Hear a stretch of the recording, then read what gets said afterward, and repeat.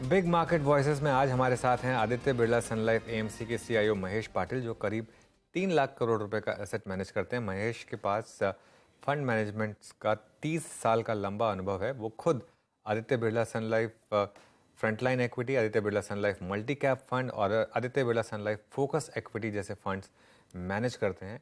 महेश से आज हम समझेंगे कि इस रिकॉर्ड तोड़ तेजी के बाद इस बाजार में पैसा कहाँ बनेगा। Mahesh ji, good morning. All time high के दिन जुड़ने के लिए बहुत बहुत शुक्रिया। बताइए किस तरीके से देख रहे हैं आप आज के इस इवेंट को जो हमने ऑल टाइम हाई हिट किया। क्या एक माइलस्टोन है एक बहुत लंबी जर्नी में, या अब यहाँ पर थोड़ा कॉशियस होने की जरूरत?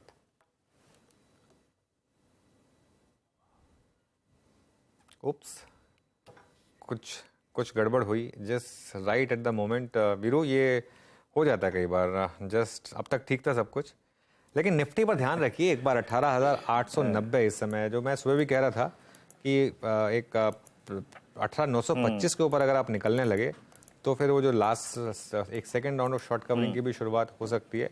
और अब एक बार ऑल टाइम हाई पर जाकर फिसले आप, लेकिन अब आप प्रिवेलिंग ऑल टाइम हाई के ऊपर ट्रेड कर रहे हैं। बस बैंक निफ्टी थोड़ा स्लिप हुआ है, लेकिन निफ्टी जो है काफ़ी अच्छे इंडिकेशन दे रहा है। एक अच्छा इंडिकेशन है कि ऑल टाइम हाई से आपको याद होगा बैंक निफ्टी में तो हिट करते ही हमने अच्छी प्रॉफिट टेकिंग देखी थी, निफ्टी में वो आई नहीं। तो ये एक अच्छा साइन है कि ऑल टाइम हाई के ऊपर टिकने के लिए मार्केट तैयार है। बिल्कुल कोलैप्स नहीं हो रहा है। अब शब्दों को चुने, सब समझें अगर, तो कोलैप्स नहीं हुआ अभी हायर लेवल से। अच्छा, अनुज ने एक स्टॉक का जिक्र किया था, वो अभी मेरे स्क्रीन पे फिर आता है, दैट्स ल्यूपिन। It's now 892। अभी अभी इस स्टॉक में एक फ्रेश ब्रेकआउट आया है 891 के ऊपर। इस पे एक व्यू ले लेते हैं अनुज, फ्रेश व्यू, क्योंकि कल की पूरी कैंडल को इसने फिर कवर कर लिया बहुत संक्षेप में। अमित, ल्यूपिन 892, क्योंकि ये सीएनबी से आवाज पे काफी डिस्कस भी हुआ है। अभी इंट्राडे प्रोस्पेक्टिव क्या कहता है आपका इस पे? बिल्कुल सही पकड़ा वीरेन जी। इसमें काफी रिन्यूड मोमेंटम है। Open is equal to low था और उसके बाद हम कंटिन्यूस एक इसमें हम मोमेंटम और अपटिक देख रहे हैं अर्ली मॉर्निंग 17 पे। तो एक लॉन्ग पोजीशन इसमें बनाई जा सकती है। स्टॉप लॉस छोटा सा रखेंगे 885 का। मुझे लगता है इंट्राडे में 900 905 के टारगेट्स इसमें पॉसिबल है लुपिन में। ओके, लुपिन बिल्कुल बहुत शानदार मूव रहे हैं लुपिन में। और कितनी बार इसको हमने रिविजिट किया चैनल पर। 750 पे पहला, और उसको सिर्फ चार्टिकली नहीं, इसको फंडामेंटली भी हमने समझाया था आपको कि क्यों यहाँ पर तेज़ी होगी और क्यों ये स्टॉक जो है इस तरीके के मूव के लिए तैयार है। ये देखिए, ये मूव इस समय, ये पूरा का पूरा मूव सीएनबीसी आवाज़ पर हमने कैप्चर किया है।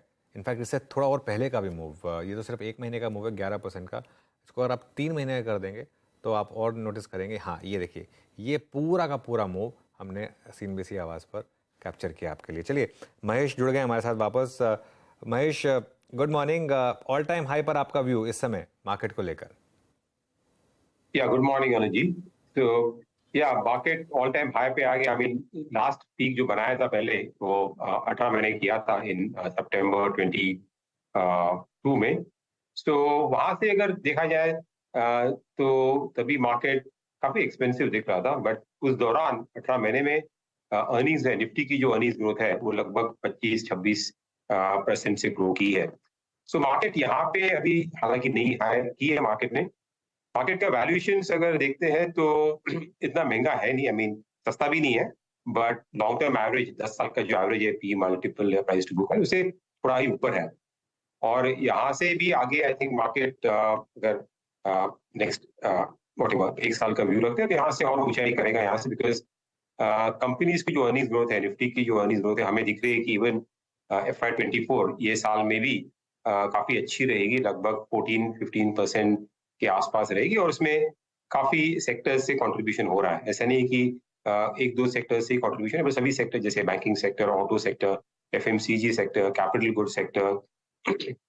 सो काफी ब्रॉड बेस ये रैली हुई है, तो इसके कारण इसमें काफी स्ट्रेंथ है। और हालांकि मार्केट यहाँ से अभी लास्ट 2-3 महीने में FIIs की जो बाइंग हुई उसके कारण थोड़ा तेजी से ऊपर है, तो कंसोलिडेट शायद हो सकता है। बट आई थिंक आगे जिस तरह से भारत की इकोनॉमी के सरप्राइज कर रही है पॉजिटिव में, तो मुझे लगता है कि मार्केट यहाँ से भी और ऊंचाई जा सकता है। हाँ, बीच में करेक्शन आ सकती है। ग्लोबल मार्केट्स में अभी भी थोड़ी कंसर्न्स है, इंटरेस्ट रेट्स और बढ़ने की गुंजाइश है, तो वो ध्यान में रखते हुए आई थिंक ओवरऑल ट्रेंड लग रहा है कि हमें कि ऊपर होनी चाहिए यहाँ से भी। ओके, तो महेश जी, फिर रिटेल निवेशकों को आपकी क्या एडवाइस होगी इस समय? एसेट डाइवर्सिफिकेशन किस तरीके से करें, इक्विटीज में कितना पैसा लगाएं और विद इन इक्विटीज कहाँ पैसा लगाएं? तो सही बात है कि यहाँ से रिटेल इन्वेस्टर्स को डाइवर्सिफिकेशन करनी चाहिए प्रॉपर, बिकॉज हमें दिख रहा है कि एसेट क्लास अगर देखा जाए, इक्विटी देखो या डेट देखो और even gold to that extent, right? So सब में जो रिस्क रिटर्न है वो काफी वेल बैलेंस्ड है। इसका मतलब ये हुआ कि रिस्क के मुकाबले जो रिटर्न चाहिए, एक्सपेक्टेड रिटर्न, वो रिटर्न हमें दिख रही है सभी एसेट क्लास में। सो आई मीन डेट में भी जो इंटरेस्ट रेट्स एक साल पहले काफी कम थे, वो काफी ऊपर आ गए हैं।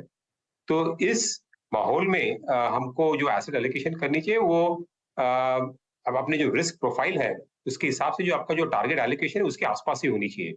कोई भी एसेट क्लास में ये टाइम पे ऐसा एग्रेसिवली पोजीशनिंग और एग्रेसिवली वेट नहीं बढ़ाना चाहिए। सो मैं बोलूंगा कि प्रॉपर एसेट एलोकेशन आपके जो रिस्क प्रोफाइल के हिसाब से आपने जो सोची है उसके आसपास ही आपको रखना चाहिए। इक्विटी में अगर करेक्शन आती है कुछ because of uncertainty, I think तो जरूर उसमें डिप में आपको बढ़ानी चाहिए आपकी allocation. Otherwise I think maintain a standard asset allocation. Okay, अच्छा महेश जी, वीरेंद्र बोल रहा हूं दिल्ली स्टूडियो से। मैं आपसे ये पूछना चाहूंगा कि अभी एक दो स्पेस जिसने पिछले 2-3 महीने में कन्विक्शन जाहिर किया और उसके कन्विक्शन को देखने के बाद एक चीज नजर आई, मतलब उसके कन्विक्शन के उस मूव के पीछे बड़ी एक सोची समझी चाल भी थी। आप ये देखिए कि अप्रैल में जब आपको एक रेट हाइक की प्रोसेस में एक पॉज मिला, रेट सेंसिटिव्स का, बैंक्स का, ऑटो का भागना लाजमी था, बट उस दौरान फार्मा भी भागा और खूब भागा। आपका जो पोस्ट कोविड एक कोलैप्स था फार्मा में, उसके बाद जो ये मूव आया, इसमें क्या फार्मा में कन्विक्शन है आपका सर? तो फार्मा सेक्टर में एक्चुअली क्या हुआ, पोस्ट कोविड के बाद एक मूव आया था, उसके बाद एक साल तक अगेन सेक्टर ने अंडर परफॉर्म किया बिकॉज वो जो बेस था, राइट, कोविड के टाइम में जो हमने देखी थी बिग ग्रोथ, वो उसमें उसके मुकाबले ग्रोथ काफी नीचे थी। और फार्मा सेक्टर में दूसरी एक चीज परेशान कर रही थी, वो थी कि यूएस जो एक्सपोर्टर्स है, यूएस जेनेरिक मार्केट में, वहां पे प्राइसिंग प्रेशर काफी था।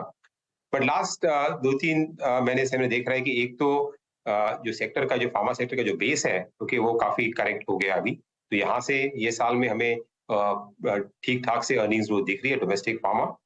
और जो एक्सपोर्टर्स है वहां पे भी जो यूएस जेनेरिक्स मार्केट में जो प्राइसिंग प्रेशर था, वो थोड़ी कुछ कंसोलिडेशन हुई है वहां पे सप्लायर्स साइड पे, और कुछ शॉर्टेज थी कुछ ड्रग्स की, उसके कारण वो प्राइस इरोजन है वो काफी मात्रा में कम हुआ है। इसके कारण हमें फार्मा में तेजी देखी थी। हमें लग रहा है फार्मा यहाँ से एक गुड डिफेंसिव बेट हो सकती है।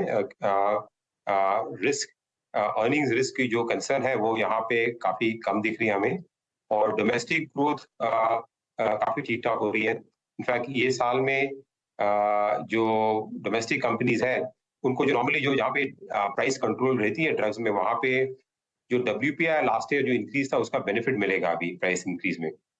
सो ये सेक्टर यहाँ से रिस्क रिवॉर्ड के हिसाब से हमें ठीक लग रहा है एज अ डिफेंसिव प्ले।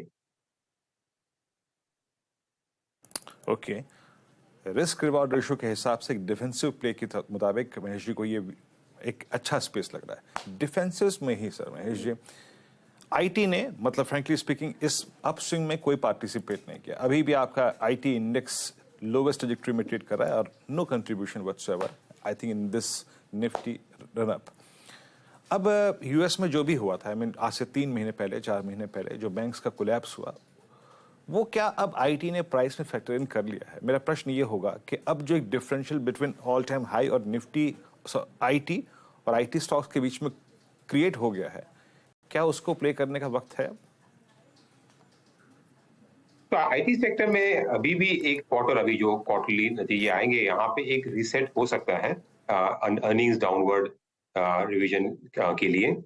और बट हालांकि सेक्टर काफी स्टॉक्स अभी अंडर परफॉर्म किए हैं, तो हमें लग रहा है कि ये नेक्स्ट रिजल्ट्स के बाद और ये जो दौरान है अभी एक कपल ऑफ 2-3 मंथ्स, एक अच्छा मौका रहेगा आईटी सेक्टर में धीरे से अपना वेट बढ़ाने के लिए।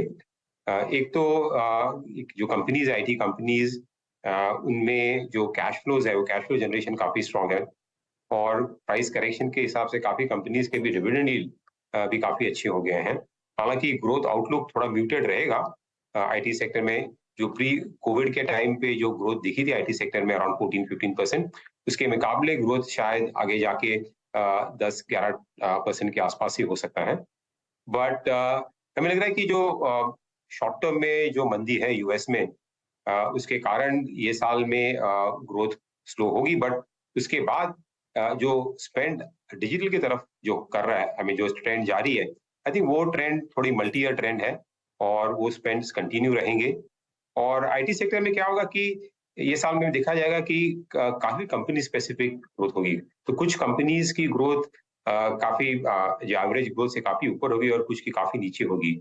सो वो हिसाब से आई थिंक कंपनी स्पेसिफिक देखना चाहिए कि जहाँ पे विजिबिलिटी अच्छी है, स्ट्रॉन्ग एग्जीक्यूशन कैपेबिलिटी स्ट्रॉन्ग है, तो वो कंपनीज आई थिंक यहाँ से भी अच्छी कर सकती हैं।